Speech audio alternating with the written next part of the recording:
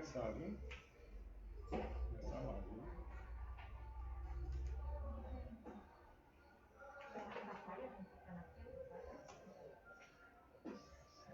Só.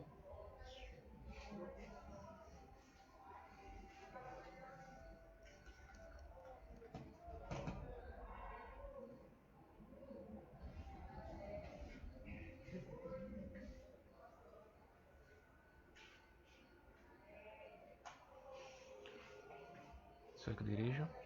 Sou eu que dirijo ou você?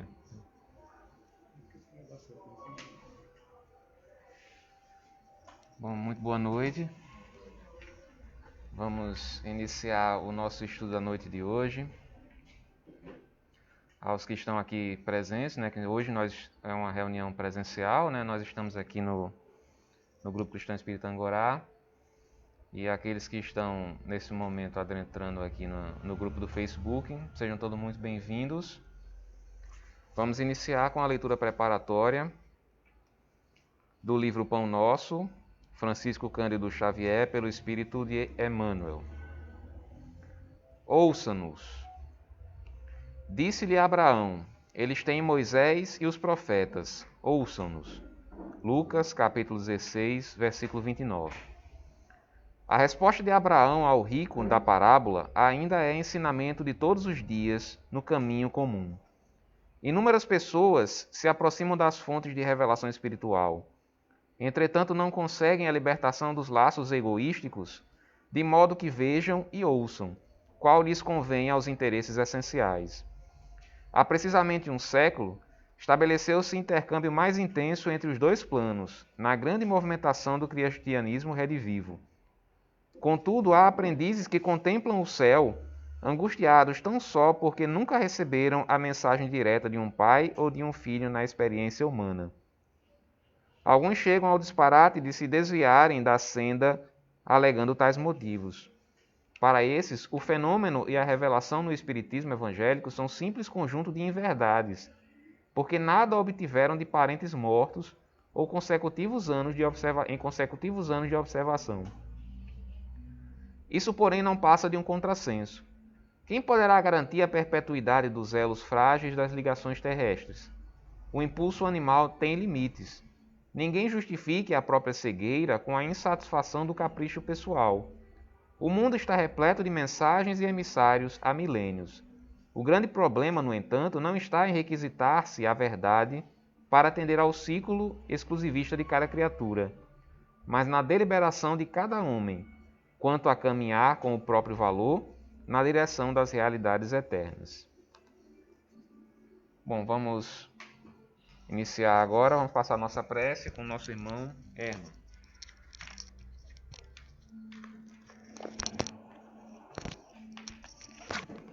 Vamos todos fechar os nossos olhos, elevar o pensamento ao nosso Pai, agradecendo por mais essa oportunidade de estarmos aqui nesta noite, de estarmos em nossos lares, acompanhando os estudos, que as nossas almas e espíritos possam ver e ouvir as verdades que emanam do Evangelho do nosso Mestre Jesus, as verdades que são reveladas pelos emissários celestes que trabalham nesta casa.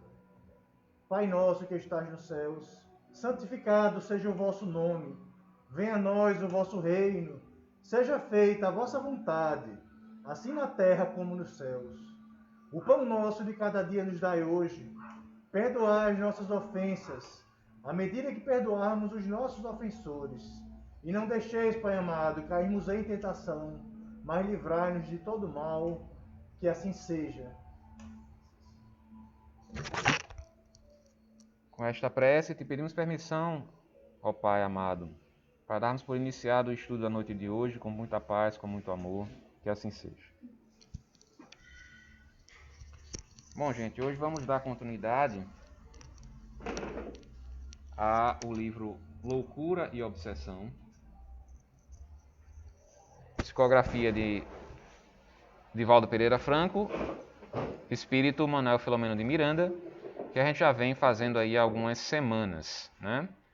Hoje nós vamos começar o capítulo 7º. Nós vimos até o capítulo 6º, os atendimentos que estavam sendo feitos, né, lá na casa de culto afro-brasileiro.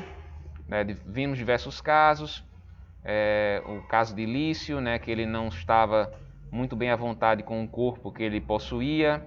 Tinha o caso da mulher também que queria destruir a família do homem que ela dizia que amava, que era apaixonada. Enfim, e todos foram bem atendidos, todos tiveram as suas respostas naquele momento.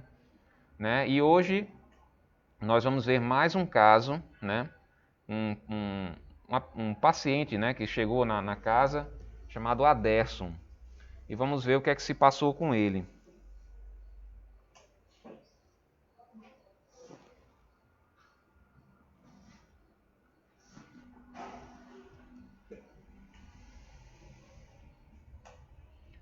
Mais uma vez, boa noite a todos que estão adentrando aí o grupo do Facebook. Sejam todos muito bem-vindos.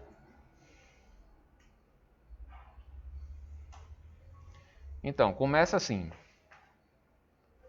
Tive a atenção, aí já é Manuel Filomeno narrando, né? Tive a atenção focalizada em um paciente que se deixava conduzir para o meio do círculo pela mentora ainda incorporada.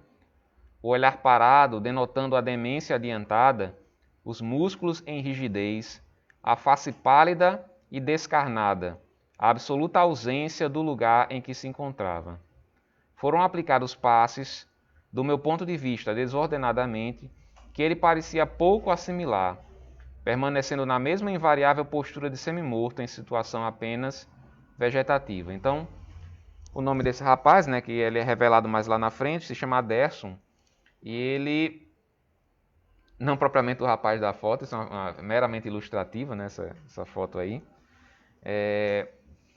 Então ele adentrou lá no local justamente trazido pelos seus familiares, no caso a mãe dele que o levava, e ele simplesmente não tinha nenhum tipo de reação diante da vida, né? Ele, enfim, ele não estava em estado vegetativo ao ponto de estar em coma, não era esse o caso. Ele simplesmente parado, com o olhar vidrado e simplesmente não tinha noção nenhuma do que estava acontecendo ao redor dele, né? Como se fosse um boneco ali, né? Com olhos abertos normalmente, mas como se fosse um boneco totalmente fora da realidade.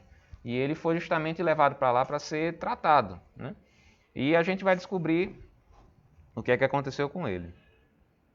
Por que é que o estado dele se encontra dessa forma, né? Por que ele se encontra assim? E é bem interessante esse capítulo, a gente vai ver bastante coisa interessante. Bom, os ritmos da dança e da música, das palmas e das vozes, né, como é bem típico, né, desses locais, e a pouco e pouco pareceram penetrar-lhe como se arrancasse de esconso abismo interior algum débil lampejo de inconsciência. Os apelos enérgicos prosseguiram, sintéticos e fortes, enquanto o doente voltava a mergulhar no estado anterior, mumificado para o mundo externo. Então, o que é que aconteceu aqui? Aquele barulho, né? Os tambores, as cantorias, inclusive a própria mentora espiritual que estava lá, né? A mentora da casa, né? Chamando, venha a vida, né? Venha, preste atenção no seu ao redor, o que está acontecendo ao redor de você, veja o quão você precisa sair desse estado, né? Praticamente de catalepsia, né? Se bem que catalepsia é como se fosse um estado de semi-morte mesmo, né? Existem até casos em que pessoas fazem uns funerais e tudo, e a pessoa acorda depois, mas não foi um caso de que ressuscitou, foi um caso de que estava em estado cataléptico e depois voltou, né? Nesse caso aqui era como se fosse basicamente isso, só que ele ficava parado, olhando para frente, simplesmente não dizia nada, não sentia nada, não demonstrava nenhum tipo de emoção, nada, né? E com aquele barulho, ele começou a prestar atenção, mas aí foi por pouco tempo. Ele voltou àquele estado de total, assim, ficar fora da realidade, sem contato nenhum com a realidade, né? Aí vem justamente os questionamentos, né? Por que é que esse rapaz ele se encontra dessa forma, né? O que é que aconteceu com a vida? O que foi que ele fez? O que fizeram com ele para que ele ficasse desse jeito? Então, Dr. Bezerra de Menezes vem explicar, né? Estamos diante, tecnicamente, de um vigoroso processo de auto-obsessão, por abandono consciente da vida e dos interesses objetivos. Ou seja, no caso aqui, que a gente vai ver lá na frente, existiam sim obsessores, espíritos obsessores, né, terceiros, externos, que o perseguiam. Mas a influência desses espíritos obsessores ela estava bem diminuída por conta justamente dos tratamentos que ele estava fazendo na casa. Mas o estado dele ainda não foi, assim, não ficou bom, não melhorou, porque o caso aqui é um caso de auto-obsessão, né? Ele mesmo, a própria mente dele, o espírito dele faz com que ele se torne essa criatura semi-morta e praticamente em estado vegetativo. E a gente vai ver por que é que isso se dá. Quando o indivíduo mantém intensa vida mental em ações criminosas, que oculta com habilidade, mascarando-se para o cotidiano, a duplicidade de comportamento faz-se-lhe cruel transtorno que ele carpe silenciosamente. Então é como se fosse o seguinte: dentro da mente dele, um turbilhão de coisas, de pensamentos criminosos. Criminosos em que sentido? Realmente de prejudicar o semelhante, né? Só que a gente vai ver lá na frente que isso não se iniciou nessa vida que ele está atualmente, se iniciou numa vida anterior, né? Então, o fato dele estar com aquela coisa, aqueles pensamentos que ele não consegue controlar, né? E ao mesmo tempo ele meio que se sente um certo remorso, né? Por pensar dessa forma, né? Ele simplesmente se recolhe e basicamente sai da realidade, né? Justamente para não encarar essas coisas. É como você se esconder, na verdade, né? O avestruz que coloca a cabeça na terra é a mesma coisa. Ele simplesmente faz com que a mente dele, o próprio espírito mesmo, entre num estado em que como se fosse fugir da realidade, né? E isso é um caso de auto-obsessão, quando você mesmo prejudica a você mesmo, né? Através dos seus pensamentos, da sua forma de encarar a realidade.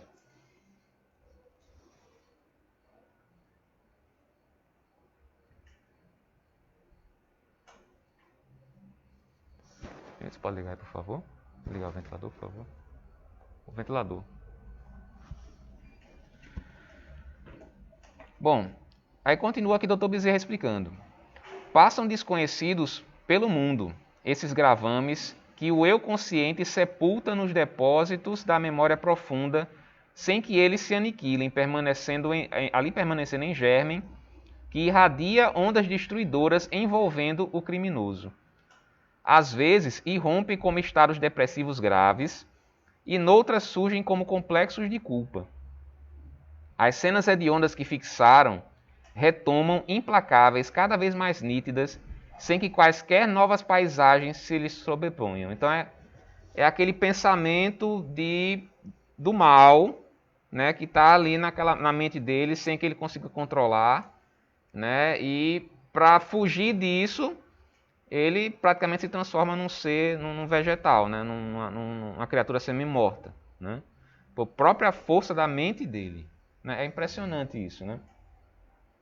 Agora, o mais interessante é que a gente vai ver aqui na frente, que é justamente de onde é que veio isso, né? Porque assim,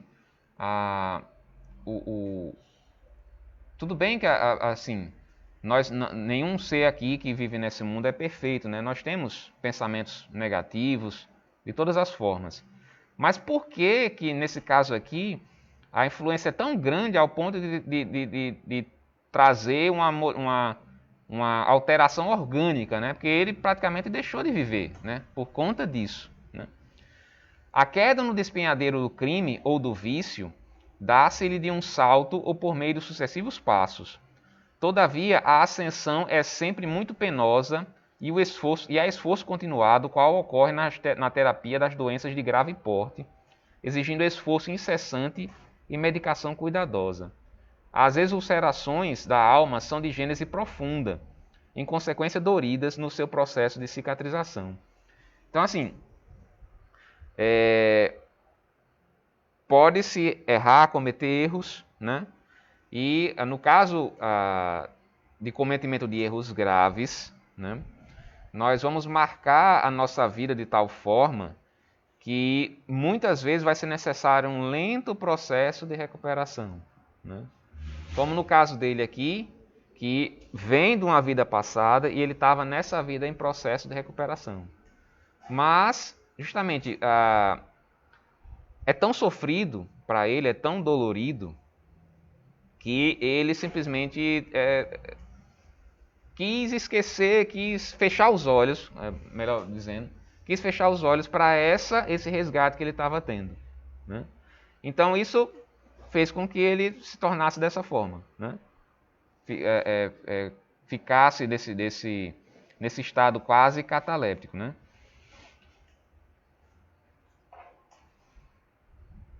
O caro irmão Aderson, que aí vemos, dedicou-se na sua reencarnação passada a urdir planos escabrosos e de efeitos nefastos contra diversas pessoas a quem levou a desdita. Por inveja, induziu pessoas ao suicídio, endereçando-lhes cartas anônimas recheadas de acusações vis e, exorbitando na calúnia, espalhava a perfídia que sempre encontrava aceitação nos indivíduos venais. Jamais alguém soube da autoria das cartas. Então, na vida anterior dele, ele simplesmente, por uma inveja que o consumia, e não especificamente de uma pessoa, mas de pessoas diversas que ele encontrava na rua. Por exemplo, o capítulo ele destrincha um pouco mais essa história. Fala de uma moça que ele simplesmente se encantou por ela, e ele começou a escrever essas cartas para o prometido da moça, né, o noivo dela, acusando, fazendo um monte de coisas, né?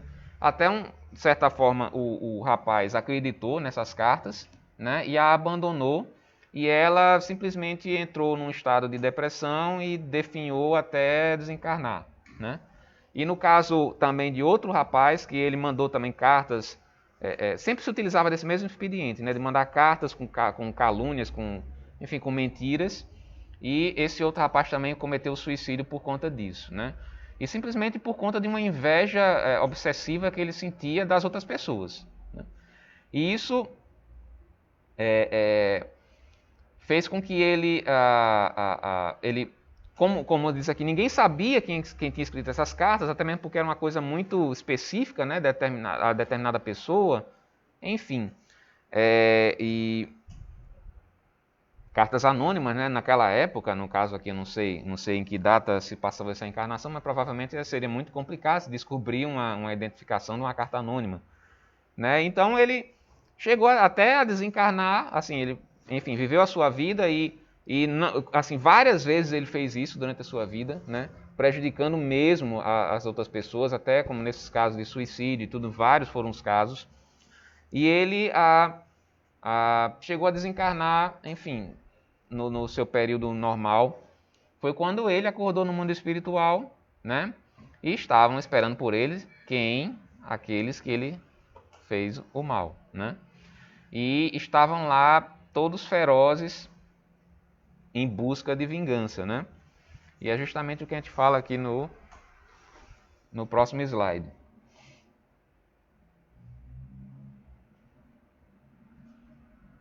Despertou sob a vista daqueles que o aguardavam ferozes, exibindo as feridas do desespero que ele lhes provocara.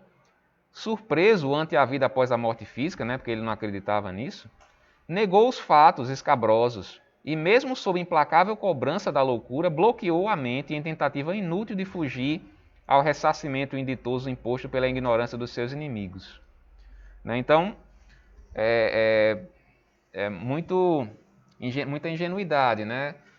Chegar no mundo espiritual. No caso dele, porque, enfim, não acreditava, não tinha conhecimento, né, da vida no mundo espiritual. Chegou lá, chegaram os acusadores, ele, não fiz nada disso não. Mas não tem como, né? No mundo espiritual, diferentemente do mundo material aqui, que a gente consegue, às vezes as pessoas conseguem esconder as coisas umas das outras, no mundo espiritual não tem como, está tudo como se fosse gravado no seu próprio perispírito, né? Então, não tem como negar, né, o vídeo das coisas que você fez, né? Talvez até seja apresentado a nós, né? Assim, olha, você fez isso, isso, isso e isso aqui, tá? Não fiz não. Tá aqui, tá gravado, né? Então não tem como negar, né? Então, mas diante desse turbilhão de coisas, inclusive ele passou vários momentos mesmo de profundo sofrimento nas mãos dessas pessoas que ele fez mal, né? No mundo espiritual. E isso fez com que ele praticamente como ele diz aqui, bloqueasse a mente para esse resgate dele. Ele simplesmente como se tivesse desligado de tudo. E é justamente ele trouxe isso para essa vida atual. Esse bloqueio da mente, né, porque ele sofreu tanto no mundo espiritual, né, além da perseguição dos espíritos, também o remorso dele, né, a sentimento de culpa por ter feito essas coisas com essas criaturas, com essas pessoas. Então ele meio que bloqueou a mente, né, e isso ele trouxe justamente para essa vida agora encarnado. Aí foi por isso que, enfim, ele está num estado mesmo encarnado, mesmo respirando, mesmo, enfim, com um aspecto aparentemente saudável, mas a mente dele está simplesmente bloqueada para a realidade que ele estava enfrentando. Só que, justamente como eu disse, no caso, como ele fazia o tratamento lá na casa, os perseguidores foram, de certa forma, afastados, né? Mas ele continuou com aquele turbilhão, né, de pensamentos, de coisas que aconteciam no íntimo dele, ao ponto dele simplesmente desligar da realidade.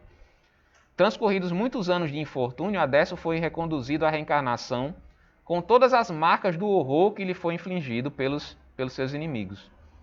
Vive nesse mundo agora sob a injunção da culpa que o vergasta, procurando esconder-se e apagar-se de modo a não ser reconduzido aos lugares de horror. Então, o que estava acontecendo com ele naquele momento não tinha influência direta dos espíritos, tinha influência indireta, né? Porque ele sofreu na mão desses espíritos, né?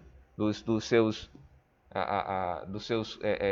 credores, digamos assim. Mas naquele momento específico, quando ele adentrou aquela casa, aquele momento em que ele adentrou a casa de oração, aquele momento em que ele vivia, aquilo que estava acontecendo com ele, aquele bloqueio mental, tudo era ele mesmo que provocava.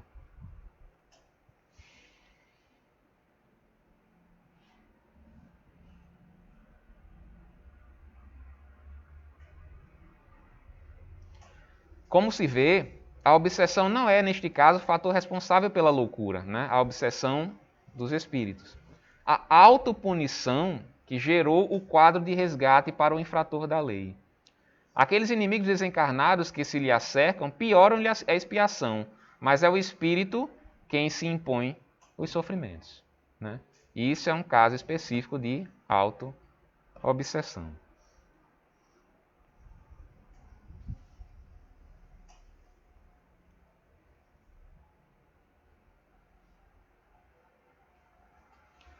E ele se curará? Né? Pergunta Manuel Filomeno de Miranda. Os desígnios de Deus são inescrutáveis. Caso não recupere todas as suas funções para a atual existência, melhorará as condições para os próximos cometimentos, né? As próximas encarnações. Deveremos examinar a vida sob o ponto de vista global e não angular, de uma única experiência física como a atual. Adécio foi reconduzido ao lugar onde se encontrava anteriormente e os rituais chegaram ao fim, encerrando-se a reunião. No caso aqui, o capítulo ele continua, eu reduzi um pouco mais justamente por conta do tempo, mas o capítulo ele continua falando sobre terapia de vidas passadas, né? Porque Manuel Filomeno pergunta aqui, mas no caso aqui, como é uma culpa que ele traz de uma vida anterior, não seria o caso dele ser submetido a uma terapia de vidas passadas para poder solucionar esse caso? Aí Dr. Bezerra começa a falar de forma mais técnica sobre a terapia de vidas passadas e diz que é um grande avanço na área da psicologia, mas que nesse caso específico aqui, no caso de Adécio aqui, não teria muita valia porque é como se fosse algo muito mais profundo, muito mais arraigado, que demoraria bastante tempo para ele se recuperar, talvez não nessa vida, né, como ele mesmo diz. E ele fala lá atrás, também no capítulo, que, justamente como eu disse, ele caiu nesse abismo, né, de criar essa situação para ele de infligir sofrimento às outras pessoas por um egoísmo, né, por um sentimento de inveja, mas e ele bastou uma vida para isso, né, uma encarnação para isso. Mas para ele se recuperar disso, talvez demore várias encarnações, né? Então, por conta da quantidade de coisas que ele fez, né? Isso nos traz a reflexão justamente pela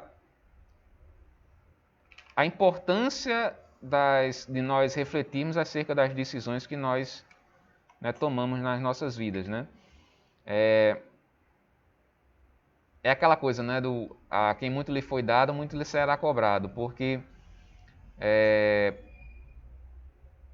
é muito ainda pior quando acontece esse tipo de coisa, quando as pessoas têm um certo conhecimento, principalmente da vida espiritual, principalmente da questão do senso, da consciência, do que é o certo, do que é o errado, principalmente seguindo o Evangelho do Cristo, né? A gente tem essa consciência do certo e do errado, né? E a gente parar para pensar, por exemplo, num caso como esse, em que a criatura destruiu vidas de outras pessoas, levou pessoas ao suicídio por um sentimento de inveja, né? Porque não queria ver aquelas pessoas da forma como elas se encontravam, no caso da moça que ia se casar e ele teve inveja disso e destruiu a vida daquela futura família. No caso de um rapaz também que ele também por conta, acho que porque o rapaz tinha bens e ele, enfim, deu um jeito lá com essas cartas anônimas até o rapaz cometer suicídio, né? E isso fez com que ele trouxesse para ele tamanho sofrimento, né? Por algo tão pequeno, né? Um sentimento tão mesquinho, né? Como a inveja, né? Porque a inveja é você querer simplesmente destruir aquilo que é do outro, né? Você pode até pensar, não, mas fulano tem uma determinada ascensão social, determinada coisa, eu quero estar no mesmo nível dele, ou até ultrapassar, ou com os meus próprios esforços. Isso é normal, você tem uma admiração por determinada pessoa e utiliza como exemplo, utiliza como parâmetro, né, para você levar a sua própria vida, mas no caso da inveja aqui, é simplesmente querer destruir aquilo que o outro tem, né? Quem fala muito bem sobre inveja é Leandro Carnal, né? Ele tem palestras sobre isso, né? Ele fala que essas coisas de inveja branca, isso não existe, né? Inveja é inveja. Inveja é você querer destruir aquilo que é do outro, né? Mas enfim, e ele trouxe um sofrimento tão grande para a vida dele que vai demorar, às vezes, encarnações para ele conseguir resgatar.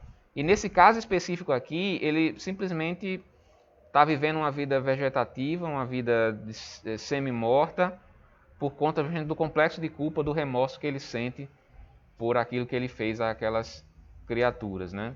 Então fica a reflexão para a noite de hoje é essa, né? Nós procurarmos olhar sempre no espelho, olhar sempre para dentro de nós, o que é que eu posso melhorar, né? Eu ainda tenho falhas nesse ponto, né? Se esforçar para melhorar, para não cometer estes erros, né? Que no caso aqui é um erro extremo, obviamente, mas existem erros pequenos que a gente acha que são pequenos, que nós cometemos no dia a dia, e muitas vezes eles podem crescer e atingir a outras pessoas de uma forma que a gente nem imagina, né? Então é importante nós sempre olharmos para dentro de nós, buscarmos aquilo que nós precisamos melhorar, né? Os nossos defeitos, as nossas deformidades, e procurar sempre seguir, tendo como guia, obviamente, o Evangelho do Cristo, né, para a gente não caia nesse abismo de loucura, né, como aqui a personagem desse capítulo. Bom, gente, hoje é um pouco mais curtinho para vocês que estão aqui no Facebook, um pouco mais curtinho, porque justamente estamos na reunião presencial, para não ficar tão longo, né, aqui que nós estamos nós estamos hoje, mas gostaria de agradecer a todos vocês, mais uma vez, os que estão aqui presentes. Né? Qualquer coisa que queiram perguntar, ou se algo ficou um pouco obscuro, que eu preciso esclarecer, vocês podem me mandar mensagem posteriormente, ou WhatsApp, ou aqui pelo Messenger do Facebook também. A gente, se Deus quiser, a gente continua na próxima semana, já com uma live não mais presencial, mas a live normal que a gente vem fazendo desde o mês de março, com o próximo capítulo 8º. Então, vamos encerrar aqui, né? Vamos fazer uma prece, né? Justamente para encerrar a nossa live e passarmos depois para a nossa segunda parte. Vamos fechar os nossos olhos. Deus, nosso Pai, que sois todo poder e bondade, dai força àquele que passa pela provação, dai a luz àquele que procura a verdade e ponde no coração do homem a compaixão e a caridade. Pai, dai ao viajor a estrela guia, ao aflito a consolação, ao doente o repouso. Dai ao culpado o arrependimento, ao espírito a verdade, à criança o guia, ao órfão o Pai.